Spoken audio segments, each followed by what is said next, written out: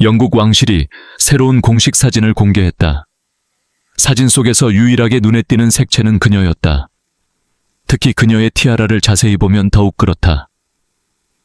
카밀라 왕비가 캐서린 왕세자비에게 왕실 티아라를 넘기라고 요구했을 때 이는 캐서린 미들턴이 웨일스 공주로서 처음으로 티아라를 공식 착용하게 되는 순간이었다. 이 요구는 모두를 놀라게 했지만 그 중에서도 가장 분노한 사람은 윌리엄 왕세자였다. 그는 가족과 관련된 문제들이 자신에게 큰 부담으로 다가온다고 느꼈다. 가족 문제에 대한 걱정과 스트레스가 그를 압도하곤 했고 그 감정은 쉽게 가라앉지 않았다. 그리고 그가 이어서 취한 행동은 사람들을 더욱 충격에 빠뜨리게 된다. 오후의 햇살이 푸른색 응접실을 따뜻한 황금빛으로 물들이는 가운데 캐서린 왕세자비는 크리스털 꽃병에 흰 장미를 정성스럽게 정리하고 있었다. 이 단순한 행동은 그녀의 마음을 안정시켜주는 작은 의식과도 같았다. 모든 인내와 강인함을 요구했던 일주일을 보낸 뒤 이것만은 온전히 그녀 자신의 시간이었기 때문이다. 윌리엄이 3일간의 공식 순방으로 자리를 비운 동안 궁전은 유난히 공허하게 느껴졌다. 침묵은 또 하나의 짐처럼 그녀를 짓눌렀다. 그 고요함은 대리석 바닥 위를 울리는 카밀라 왕비의 구두 소리로 깨졌다. 카밀라 왕비는 예의 바르고 계산된 미소를 지으며 들어왔다. 하지만 캐서린은 즉시 그 미소 뒤에 숨겨진 다른 의도를 감지했다. 겉으로는 공손하지만 분명한 목적을 품은 순간들이 있다는 것을 그녀는 이미 잘 알고 있었다. 캐서린, 갑자기 들러도 괜찮기를 바라요. 카밀라는 부드럽게 말을 꺼내며 창가에 놓인 앤티크 안락 의자에 앉았다. 개인적으로 꼭 이야기하고 싶은 중요한 일이 있답니다. 캐서린은 손에 들고 있던 장미를 내려놓고 그녀를 바라보았다. 물론입니다, 왕비님. 무슨 일이신가요? 다가오는 일본 대표단을 위한 국빈 만찬과 관련된 일이에요. 카밀라의 목소리는 한층 단호하고 계산적으로 변했다. 보석에 대해 생각해 보았는데 당신의 사파이어 티아라가 정말 완벽하겠더군요. 짙은 푸른빛이 제 네이비 드레스와 조화를 이루고 일본 측에 은은하지만 강력한 메시지를 전달할 수 있을 거예요. 그 말은 무겁게 가슴에 내려앉았다. 조지 6세의 사파이어 티아라는 단순한 장신구가 아니었다. 그것은 규, 여왕으로부터 받은 결혼 선물이었고 수많은 의미와 추억이 담긴 존재였다. 단 하룻밤이라 해도 그것을 내어주는 일은 마치 자신의 일부를 떼어내는 것처럼 느껴졌다. 제가 왕관을 쓰실 계획이신 줄은 미처 알지 못했습니다. 캐서린은 단어 하나하나를 신중하게 고르며 조심스럽게 대답했다. 사파이어 목걸이와 귀걸이만으로도 충분히 어울리실 것 같습니다. 그러자 카밀라의 미소는 눈에 띄게 굳어졌다. 여왕으로서 저는 손님들 앞에서 가장 강렬한 인상을 남겨야 합니다. 티아라는 군주의 위엄을 온전히 보여주는 상징이죠. 이런 자리에서는 왕실이 하나로 뭉쳐있다는 모습을 보여주는 것이 얼마나 중요한지 당신도 잘 알고 있지 않나요? 그 말은 날카롭게 가슴을 파고들었다. 하나 된 왕실. 그것은 제안이 아니라 외교적 언어로 포장된 명령이었다. 캐서린은 잠시 망설였다. 왕실에 대한 충성심과 사파이어에 담긴 개인적인 추억 사이에서 마음이 갈라졌다. 그녀는 여왕이 낮은 목소리로 마치 축복을 건네듯 말하던 순간을 떠올렸다. 이 사파이어는 너에게 참 잘 어울리는구나. 너의 아름다움과 따뜻함을 그대로 담고 있단다. 그 보석이 단 하루라도 다른 사람의 머리 위에 얹히는 상상을 하자 그 신뢰를 배신하는 것처럼 느껴졌다. 하지만 현직 여왕의 뜻을 거스르는 것은 단순한 불편함 이상의 위험을 의미했다. 그녀가 그토록 조심스럽게 유지해온 미묘한 균형이 무너질 수도 있었다. 카밀라는 더욱 압박해왔다. 목소리는 부드러웠지만 확신으로 가득 차 있었다. 고 여왕께서도 이 상징성을 이해하셨을 겁니다. 이 보석들은 개인의 소유가 아니라 왕실의 것입니다. 캐서린, 당신은 언제나 이런 문제에서 품위를 보여왔죠. 제게 큰 도움이 될 거예요. 그리고 무엇보다 왕실을 위해서도요. 그 순간 왕실이라는 단어가 꺼내졌다. 그 압박은 결과 없이 거부하기엔 너무도 무거웠다. 캐서린은 마음속 거부감을 꾹 눌러 담고 목소리를 가다듬었다. 그것이 진정 왕비님의 뜻이라면 만찬 당일 티아라는 사용하셔도 됩니다. 카밀라의 눈빛에 조용한 승리가 스쳤다. 참으로 현명한 결정이군요. 역시 당신이라면 믿을 수 있다고 생각했어요. 그녀는 우아하게 일어나 드레스를 정리한 뒤 형식적인 입맞춤으로 캐서린의 뺨을 스쳤다. 정말 큰 짐을 덜었어요. 손님들도 깊은 인상을 받을 겁니다. 문이 닫히자 캐서린은 가장 가까운 의자에 몸을 맡기며 깊게 숨을 내쉬었다. 혼자 남은 공간에서 그녀의 평정심은 무너졌다. 시선을 돌린 곳에는 흰 장미가 담긴 꽃병이 있었다. 한때는 순수하고 평온함을 주던 꽃들이 이제는 의무가 감정을 짓눌렀다는 사실을 상기시키는 존재처럼 보였다. 그녀는 꽃 한 송이를 조심스럽게 바로잡았다. 마치 꽃의 질서를 되돌리면 자신의 마음도 회복될 수 있을 것처럼.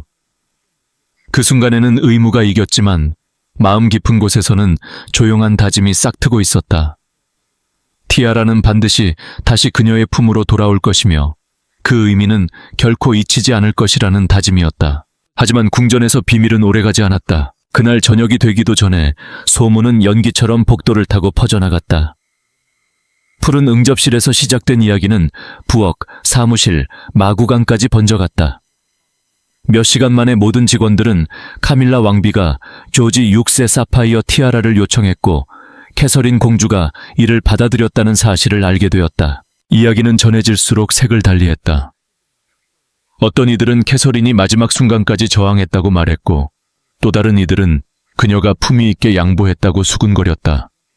그러나 변하지 않는 핵심은 하나였다. 그 티아라는 그녀의 손을 떠난다는 사실이었다. 한편 캐서린은 개인 서재에서 서류 더미에 파묻히려 했지만 무의식적으로 귀에 걸린 사파이어 귀걸이에 손이 갔다.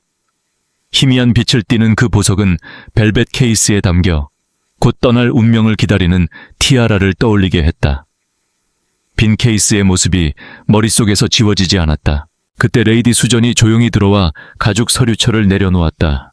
전하, 티아라 보험 서류를 검토했습니다.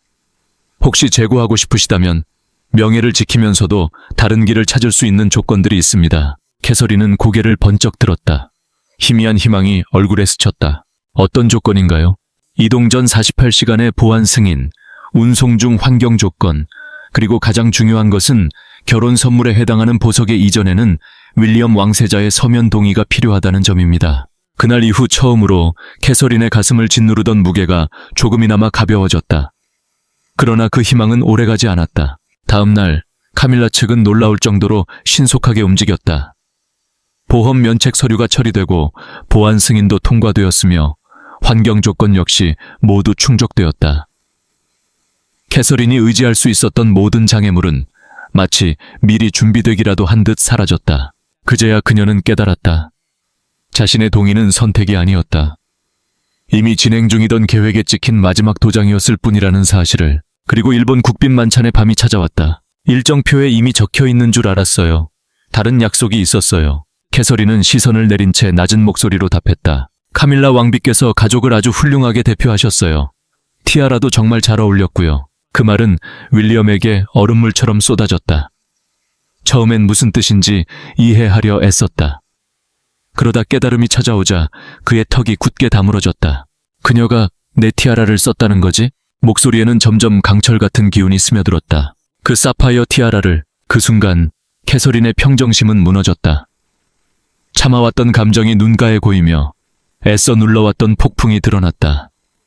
그 모습을 보는 순간 윌리엄의 안에서 무언가가 격렬하게 타올랐다. 평생 몸에 배어있던 외교적 절제는 산산이 부서졌다. 그녀가 빌려달라고 했어요. 캐서린은 거의 속삭이듯 말했다. 일본 대표단에게 어울린다고 적절하다고요. 협조적이지 않아 보일 수는 없었어요. 그 말은 그의 가슴을 태웠다.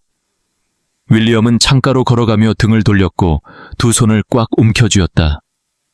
사파이어 티아라는 단순한 갑오가 아니었다. 그것은 그의 할머니가 캐서린에게 개인적으로 건넨 결혼 선물이었다. 그는 할머니가 그 보석이 캐서린의 변함없는 성품, 이 가족에 헌신적으로 들어온 그녀의 마음을 상징한다고 말하던 순간을 또렷이 기억하고 있었다. 그런 보석이 외교적 장식품처럼 소비되었다는 사실은 그녀의 기억을 모욕하는 일이었다. 그녀가 네 결혼 선물을 내놓으라고 했고 윌리엄은 이를 악물고 내뱉었다. 외국 귀빈들 앞에서 과시했단 말이야. 이무라고 했어요. 캐서린의 목소리에는 사과가 묻어 있었다. 고 여왕께서도 국빈 행사에서는 그런 보석들이 착용되길 원했을 거라고요. 보석은 개인의 것이 아니라 왕실의 것이라고. 윌리엄은 날카롭게 돌아섰다. 그건 조종이야. 그 이상도 이하도 아니야. 억눌린 분노로 그의 목소리는 떨렸다. 지금 그 티아라는 어디 있어? 아직 카밀라 측 직원들에게 있어요. 캐서린이 조용히 답했다. 반환 전에 공식 초상 촬영이 있을지도 모른다고 했어요. 그 무심한 말 한마디가 칼날처럼 더 깊이 파고들었다. 윌리엄에게 이것은 더 이상 보석의 문제가 아니었다. 그것은 충성, 기억, 그리고 신뢰로 맺어진 선물의 신성함에 대한 침해였다. 그날 오후 내내 그는 조용히 사람들을 접촉했다.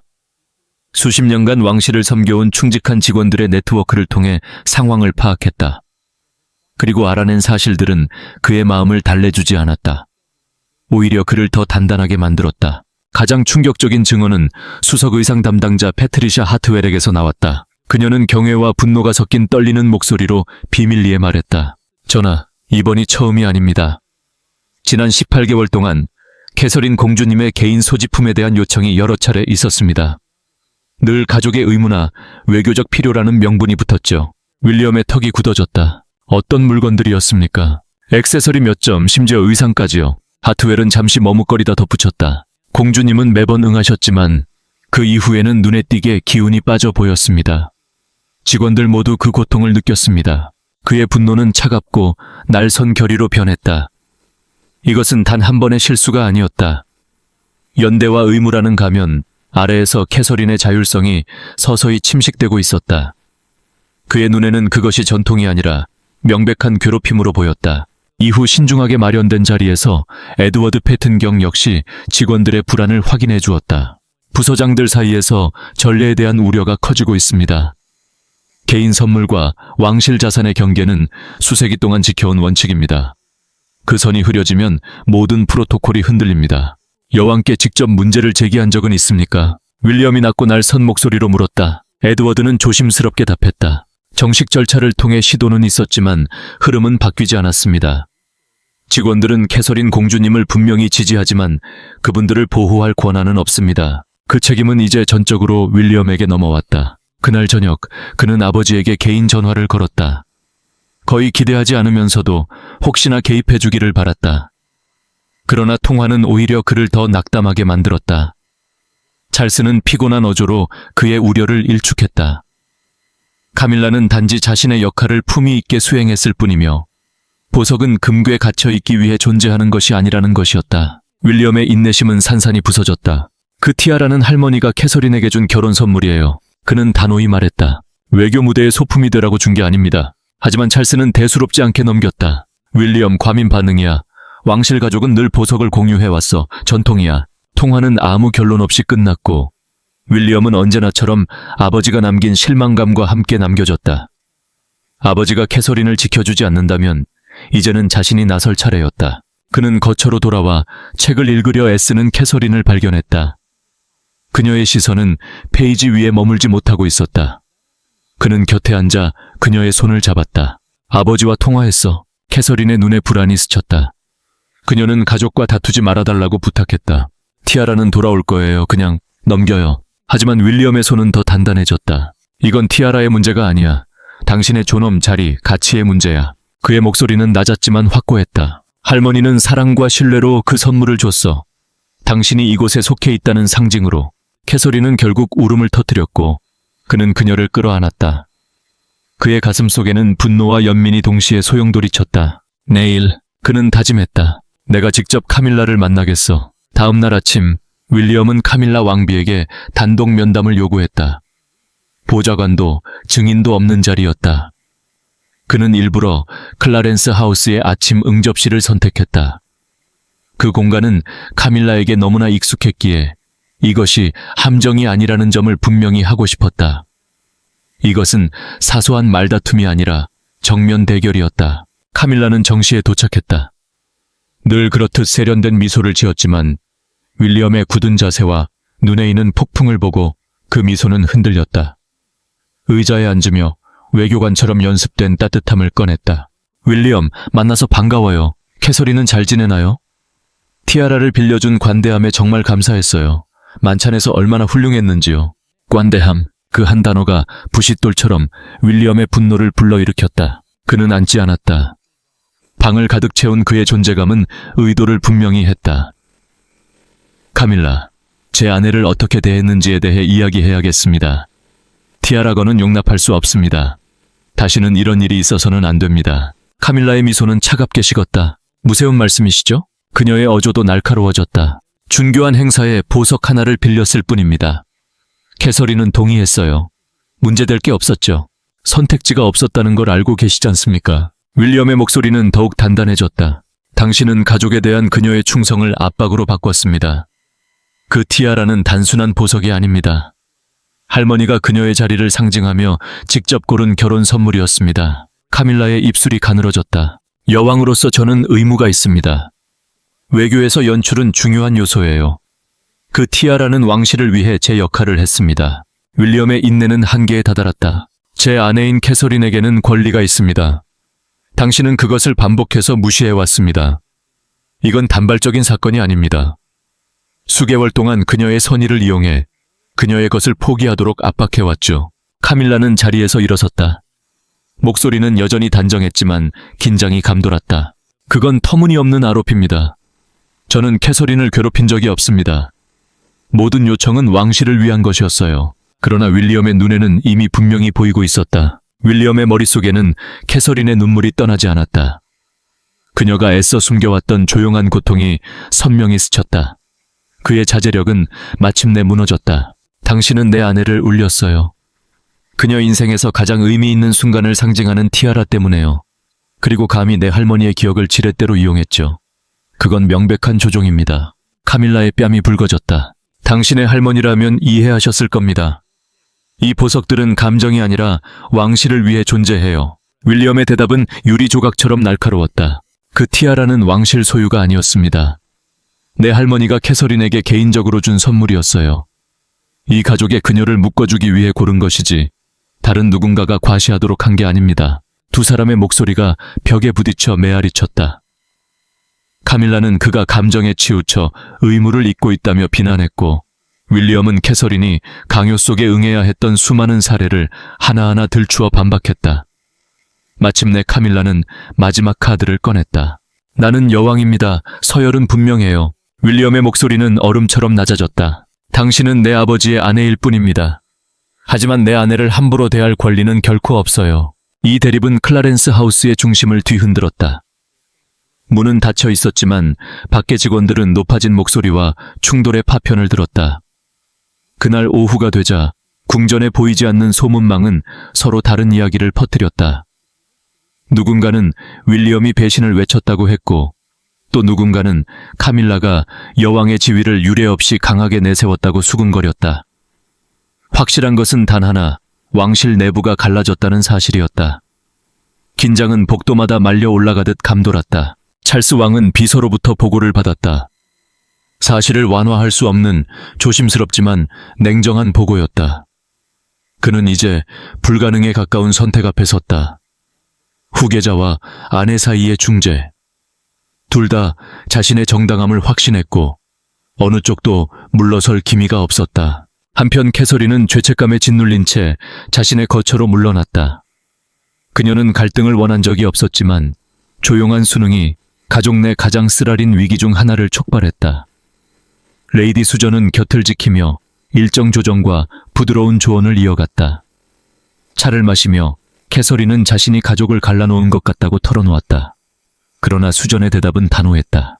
타인의 선택에 대해 당신이 책임질 필요는 없습니다. 윌리엄은 헌신적인 남편으로서 마땅히 당신을 지켰을 뿐이에요. 반면 카밀라는 측근들을 모아 이 대립을 버릇없는 아들의 과민 반응으로 포장했다.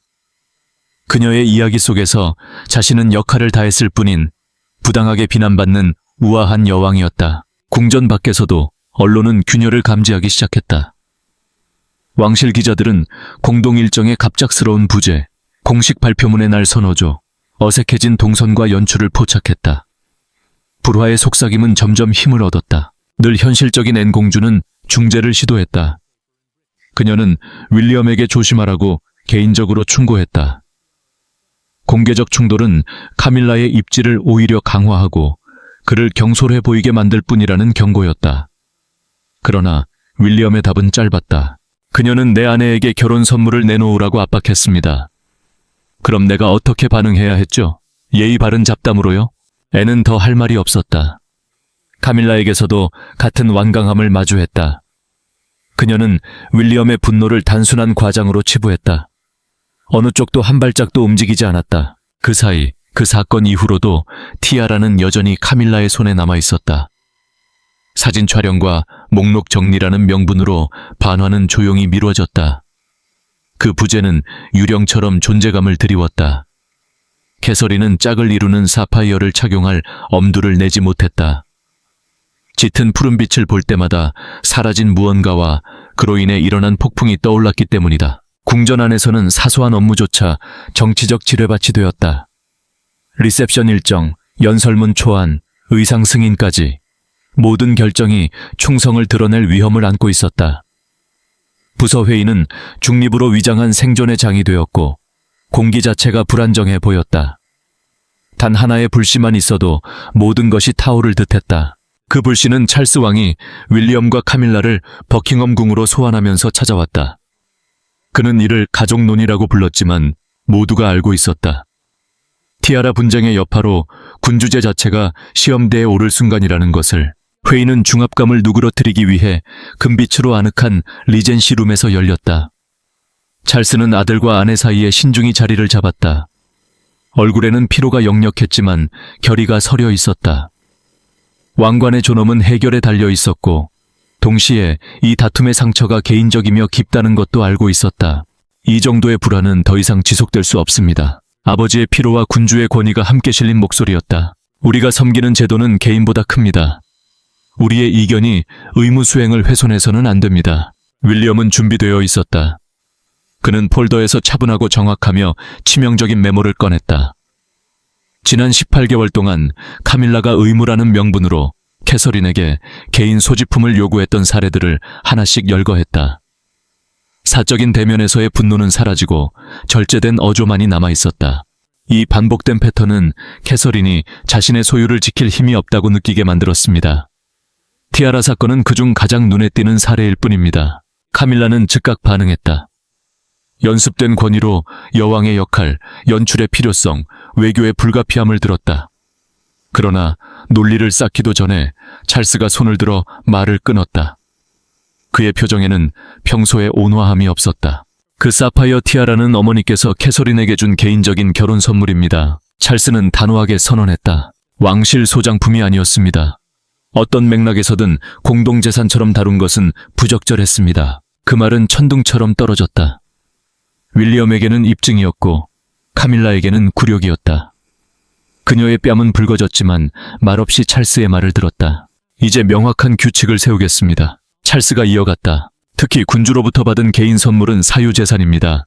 소유자의 명시적 동의 없이는 공유되지 않습니다. 윌리엄은 고개를 끄덕였지만 거기서 멈추지 않았다. 캐서린에게 사과도 필요합니다. 그는 단호히 말했다. 그녀가 겪은 고통에 대한 인정이 있어야 합니다. 카밀라는 굳어섰다. 자존심이, 왕의 기대에 찬 시선이 그녀를 압박하는 가운데 팽팽한 침묵이 흘렀다. 잠시 후 카밀라는 유리처럼 얇은 말들을 내놓았다. 제 요청으로 인해 캐서린이 괴로움을 느꼈다면 유감입니다. 상처를 주려는 의도는 전혀 없었으며 오늘 합의된 경계를 존중하겠습니다. 그 사과는 형식적이었고 공허했지만 찰스는 그 자리에서 문제를 마무리했다. 그의 관심은 진정한 참회가 아니라 무엇보다도 안정을 회복하는 데 있었기 때문이다. 그날 오후 티아라는 조용히 캐서린의 관리하에 반환되었다. 그녀는 감사함과 함께 그것을 받아들였지만 마음 한켠에는 깊은 슬픔이 드리워져 있었다. 그 의미가 영원히 바뀌어버렸다는 사실을 알고 있었기 때문이다. 몇 주 뒤 그녀가 비공개 모임에서 다시 그 티아라를 착용했을 때 사파이어는 여전히 눈부시게 빛났다. 그러나 캐서린의 눈의 그 빛은 상실의 기억을 담고 있었다. 완전히 파괴되지는 않았지만 상처 입은 어떤 신성한 무언가의 흔적이었다. 공적으로는 왕실의 외관이 다시 단정히 맞춰졌다. 공동 일정이 재개되고 공식 성명들은 극도의 신중함으로 단합된 이미지를 연출했다. 그러나 궁전의 벽 안에서는 모든 것이 이전과 같지 않았다. 윌리엄이 아내를 위해 보여준 단호한 방어는 보이지 않는 권력의 경계를 다시 그어놓았다. 직원들 사이에서는 안도의 속삭임이 퍼졌다. 캐서린은 더 이상 보호받지 못한 존재가 아니었고 그녀의 조용한 고통은 더 이상 보이지 않는 것이 아니었다. 국 내부자들 사이에서 일본 국빈 만차는 모든 것을 바꿔놓은 밤으로 기억되었다. 사파이어 티아라는 여전히 찬란했지만 그 안에는 경계를 굳히고 충성을 재편하며 군주제가 지닌 취약함을 직면하게 만든 위기의 무게가 함께 담겨 있었다. 이 사건은 왕실의 화려한 가면을 벗겨냈다. 그 뒤에는 날것의 감정, 위태로운 충성, 그리고 궁전 문 뒤에서 벌어지는 냉혹한 계산이 드러났다. 외국 귀빈들을 매혹시키려던 카밀라의 시도는 결국 어떤 관계도 온전히 남기지 않은 채 대대적인 청산으로 번졌다. 윌리엄의 캐서린에 대한 방어는 세상과 왕실 모두에 분명한 메시지를 남겼다. 수백 년의 의전과 전통조차도 아내를 지키려는 남편의 본능을 침묵시킬 수는 없다는 것이었다. 그의 분노 속에서 의식보다 원칙을, 정치보다 충성을 중시하는 미래의 국왕상이 모습을 드러냈다.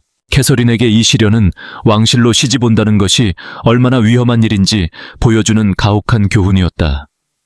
결혼 선물조차 무기가 될 수 있는 곳이라는 사실 말이다. 그러나 그녀의 조용한 품위와 흔들림 없는 윌리엄의 지지는 그녀의 취약함을 결국 정당함으로 바꾸어 놓았다.